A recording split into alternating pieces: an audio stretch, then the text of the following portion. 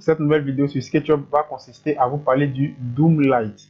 Donc, si tu es intéressé par tout ce que je fais, prends 5 secondes. Abonne-toi, active la cloche de notification pour ne pas rater les prochaines vidéos que je vais mettre en ligne. Donc maintenant, on va se diriger dans le logiciel pour que je vous parle du Doomlight.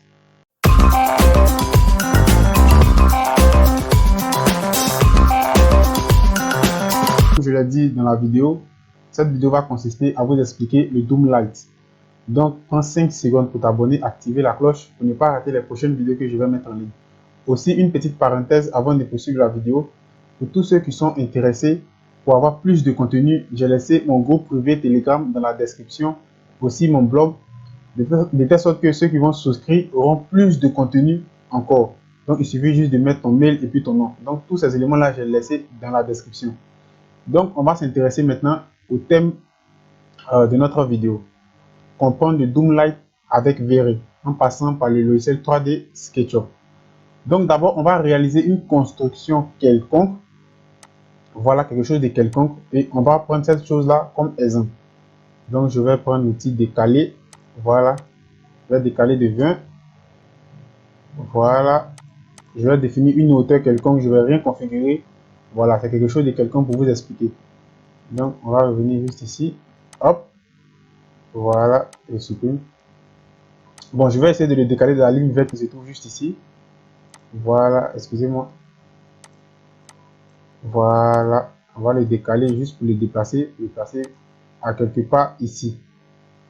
Voilà, donc je vais réaliser encore un petit schéma ici avec le rectangle. Voilà, donc je vais laisser ça comme ça.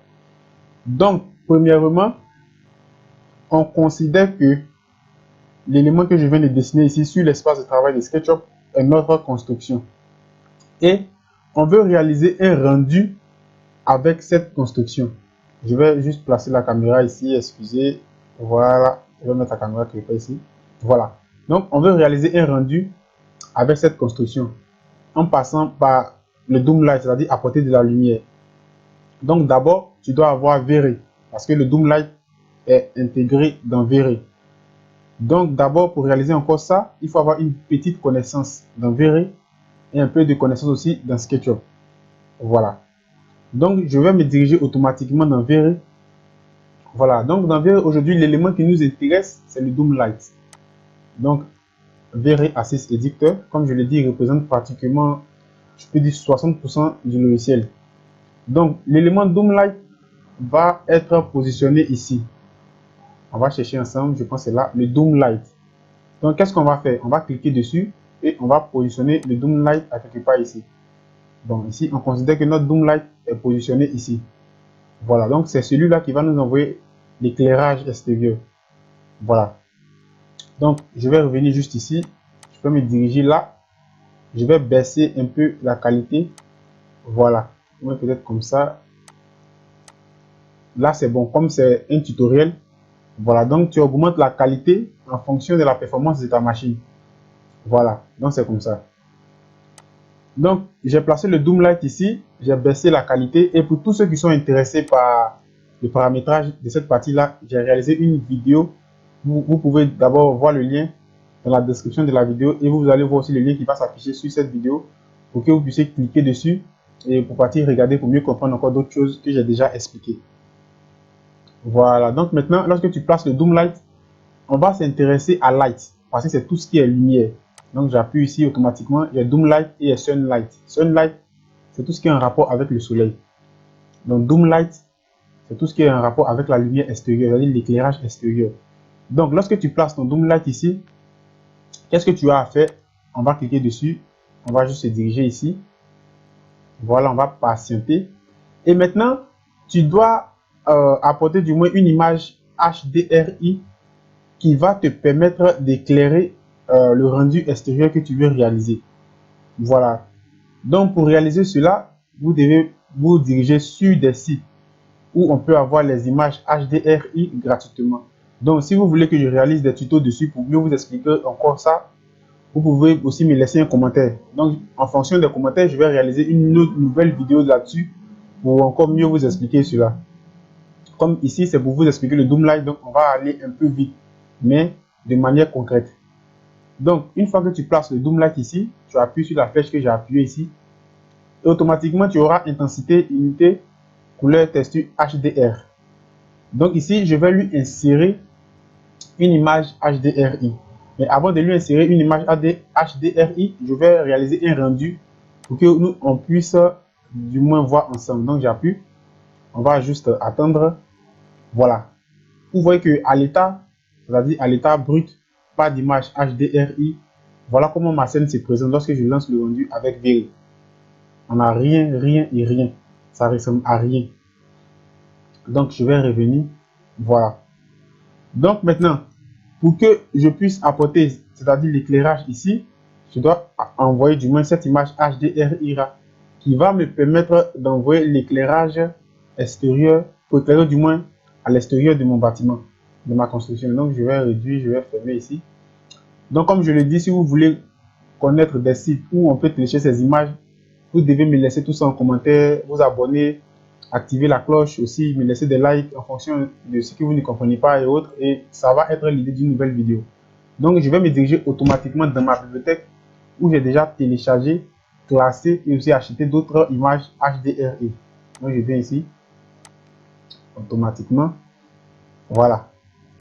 Donc ici, moi, c'est ma bibliothèque où je peux avoir toutes ces images HDRI. C'est une bibliothèque qui pèse, qui est tellement lourde. Mais les images du moins HDRI ne pèsent pas trop. Plus l'image va devenir importante, ça va dépendre de la qualité de l'image que tu télécharges. Parce qu'on a une image en 1K, 2K, 3K, 4K, je pense 8K, 12K. Donc ça dépend de la qualité de l'image que tu vas télécharger. Donc nous, ce qui nous intéresse, c'est ici. On va chercher quelque chose un peu plus bon. On va venir ici. Je vais prendre par exemple celui-là. Mais bon, je vais prendre celui-là par exemple. Et lorsque tu sélectionnes ton image, hop, tu appuies. Automatiquement, ton image va être insérée ici, à partir d'ici. Donc, tu vas chercher l'image dans un dossier que tu as enregistré, toutes tes images là-bas, et tu vas l'envoyer dans Veri. Donc, automatiquement, je vais revenir ici. Et vous allez comprendre quelque chose. Je vais relancer encore le rendu. Et vous allez voir quelque chose. Et par la suite, je vais vous expliquer quelque chose que vous devez comprendre. Voilà. Ici, qu'est-ce que vous remarquez? On remarque que malgré que j'ai réalisé le rendu, malgré que j'ai envoyé cette image HDRI ici, on réalise que le rendu qui sort, on ne sent pas la lumière dans la construction que je viens de réaliser sur SketchUp et en lançant le rendu par Veri. Pourquoi? Parce que juste en bas, vous ne devez jamais laisser cette option. Parce que cette option va cacher vraiment une grande partie de ton rendu extérieur. Vous voyez ici, on vous montre ça ici, vous voyez il y a des points qui sont noirs tout autour. Voilà. Donc pour éviter cela, vous venez du moins simplement ici, vous appuyez et vous prenez sphère. OK. Donc vous allez voir que lorsque je sélectionne sphère, l'élément en question va changer. Je vais revenir ici et je vais me rediriger encore là-dedans. Vous allez voir que l'élément a déjà changé. Donc vous allez voir que quand je vais lancer encore le rendu, on aura encore un grand changement. Donc on va juste attendre. Voilà, pour qu'on puisse comprendre l'élément ensemble. Voilà, on va patienter juste un peu. Donc qu'est-ce qui se passe automatiquement? Vous voyez qu'au départ ici, tout ici c'était noir. Tous les éléments qui se trouvaient juste quelque part ici c'était noir parce que ici, au lieu de sphère, vous avez choisi cette option. Et ça, c'est pas bon. Donc, restez toujours en sphère. Donc, je vais laisser ça ici. Voilà. Donc, on va relancer encore le rendu. On vient ici, hop, on va relancer encore le rendu. On va voir cette fois-ci à quoi. Vous voyez que maintenant, on a une image qui est différente de la première image lorsque j'avais lancé le rendu. Dans la première image, on ne voyait pas les gazons, on ne voyait rien. C'était juste une image vraiment dégueulasse. Et vous voyez que ici, l'éclairage n'est pas tellement fort qu'on ne sent pas trop genre la présence des gazons. C'est un peu sombre. Donc tout ça va se passer dans la configuration du Doom Light.